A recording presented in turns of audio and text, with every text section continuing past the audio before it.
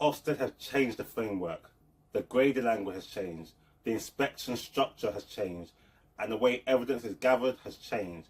But in many nurseries, the practice hasn't changed at all. And under the new framework, some of those old habits are now far more visible than they used to be.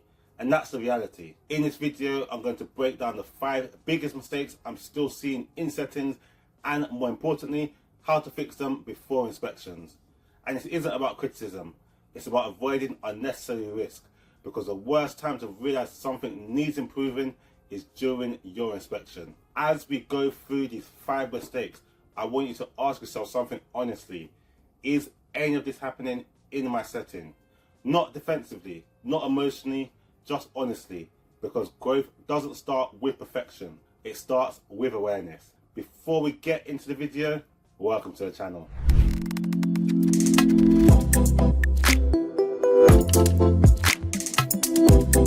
Welcome to the channel, Open Nursery, with myself, Kurt Lianya, where I support nurseries and practitioners across the UK with inspection preparation, leadership development, and strengthening practice under the new framework. And these 5 themes are patterns I keep seeing. Some of them are small shifts, some of them are mindset shifts, but all of them matter. So let's start with the big one. Mistake number 1, still focusing on paperwork over practice. Now, documentation absolutely has its place. Policies matter, records matter, safeguarding records especially matter. But some settings are still operating as if inspections are about how thick your planning folder is, how many observations you've written, or how detailed your tracking spreadsheets look. Under the new framework, that mindset is risky because inspectors are far more focused on impact than volume. They're asking, what changed because of your planning? How did this improve children's outcomes? Or how do staff use assessments to inform what they do next? If practitioners are spending more time writing about learning than actually interacting meaningfully with children, that's a red flag. If learning journals look beautiful but staff can't explain how they inform practice, that's a weakness. If your systems are designed to impress adults rather than improve children's development, that becomes visible very quickly. The new inspection approach leans heavily on professional dialogue. Inspectors will talk to staff, they will ask questions, and if the answer is, we do it because we've always done, or it's part of our systems, that's not strong enough. So what's the correction? Simplify where possible, reduce unnecessary paperwork, focus on conversations around impact. Make sure staff can explain clearly and confidently how planning and assessment actually change what happens in the room, because impact will always outweigh paperwork. The next one is becoming more and more important under the new framework. Mistake number 2, weak curriculum articulation. And let me explain what I mean. Many settings are busy, they're doing activities, they're following children's interests, they're celebrating festivals, they're planning themes. But when you ask, why are you doing this? What are children learning here? What came before this and what comes next? How does this build over time? There's hesitation, and that hesitation is where risks sit.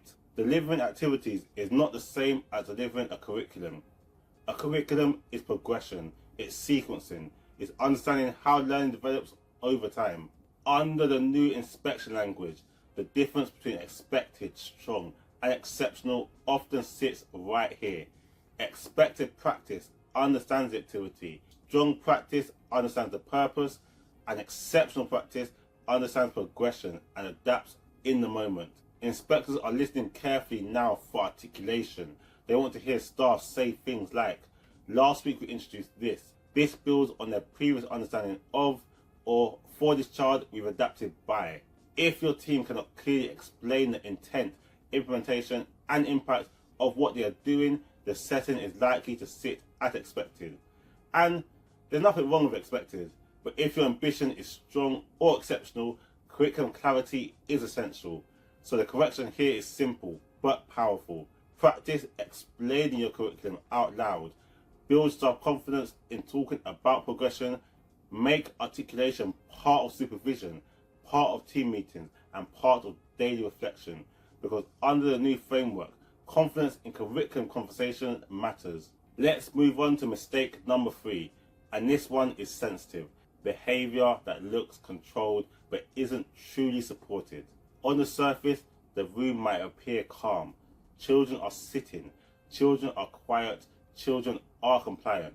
But if that calm is built on fear of sanctions, constant correction, or overuse of reward charts, then it's fragile.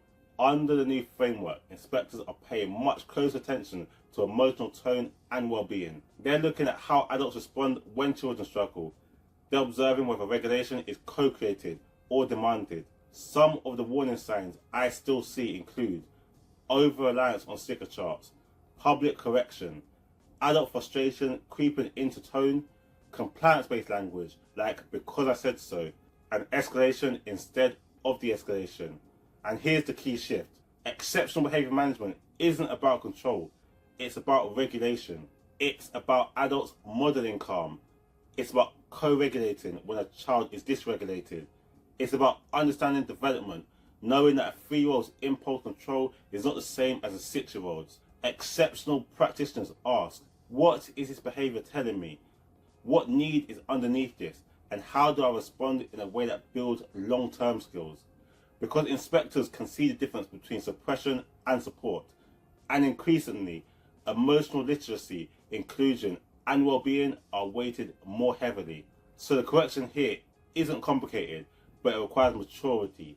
Train staff in co-regulation, model emotional language, focus on consistency across adults, because emotionally safe environments are what strong settings are building now. Now, mistake number 4 is more strategic, but it's becoming very important. Not fully understanding the new 5-point grading scale. Many settings are still operating mentally under good and outstanding, but the language has shifted. Now we have expected, strong, and exceptional. And this isn't just rebranding. The expectations have sharpened. Expected means you meet the standard. Strong means practice is consistent, embedded, and impactful.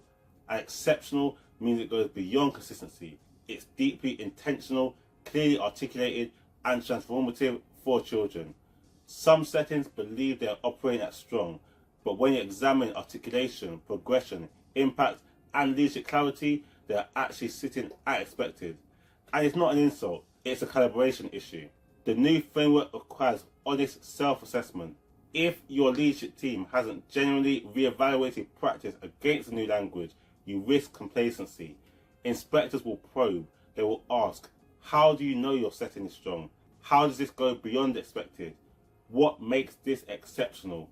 If your answers are vague, it limits the outcome. So the correction here is alignment. Review your self-evaluation honestly. Make sure leadership and staff understand the difference between meeting a standard and exceeding it. And the 5th mistake is one that doesn't show up in the room straight away, but it becomes very clear during inspection conversations. Leadership not actively driving improvement. So what does this look like? It looks like no clear improvement priorities, no documented quality assurance cycle, supervisions that focus only on rota or admin, no mapped CPD linked to identified gaps, safeguard updates that are reactive instead of proactive. Under the new framework, the planning call and leadership conversations matter more. Inspectors will ask, what are your current priorities? What has improved recently? How do you know? And what are you working on next? If leadership can't answer those questions clearly and confidently, it weakens the inspection narrative immediately. Strong settings don't claim to be perfect. They are clear about what they are improving. They can explain their journey and they can show impact over time. And that clarity builds trust. So the correction here is simple but powerful. Define your priorities. Track improvement. Map continuous professional development to real needs. And make quality assurance a cycle, not a one-off event. Because inspection outcomes are often shaped by leadership confidence long before inspectors step into rooms. Now let's flip this, because this isn't about criticism, it's about direction. Here's what I see in strong settings under the new framework. They are clear on their priorities. They simplify paperwork and strengthen practice.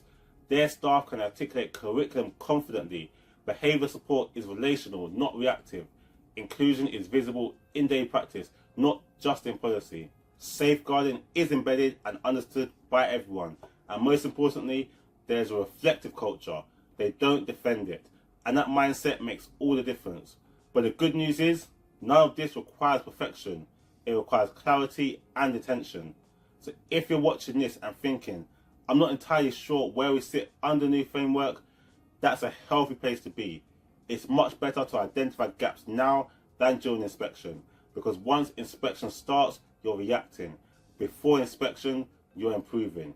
This is exactly what I support settings with, helping them identify blind spots calmly and fix them confidently. So if you found this helpful, comment below and tell me which of these 5 mistakes you think is most common right now. And if you want more support helping you to create an exceptional setting, make sure you subscribe. This channel is about helping you to prepare properly. So feel free to check out one of the videos that's on the screen now, and I'll see you on the next video. God bless.